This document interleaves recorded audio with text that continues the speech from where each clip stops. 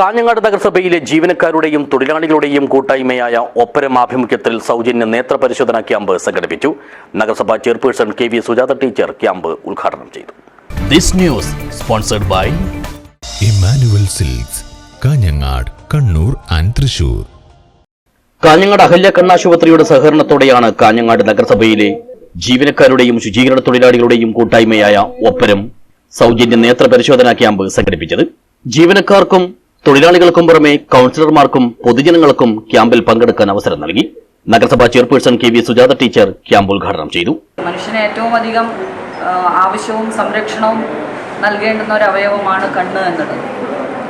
ചൊല്ലുകൾ വെറുതെയല്ല, കാഴ്ചയുള്ളപ്പോഴേ കണ്ണിൻ്റെ വിലയറിയൂ എന്നുള്ളത്.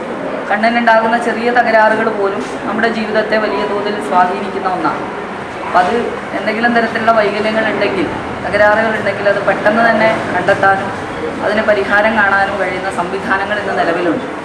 അതിന് അഹല്യ കണ്ണാശുപത്രിയെ പോലുള്ള സംവിധാനങ്ങൾ ഏറ്റവും മികച്ച രൂപത്തിൽ സ്ഥാപനങ്ങളിലേക്ക് ചെന്ന് തന്നെ അത്തരത്തിലുള്ള ക്യാമ്പുകൾ സംഘടിപ്പിക്കാറുണ്ട്.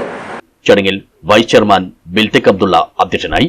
നഗരസഭാ secretary M K Shibu, assistant engineer Chandran Kizhakke Veettil, staff council president N V Divakaran എന്നിവർ സംസാരിച്ചു.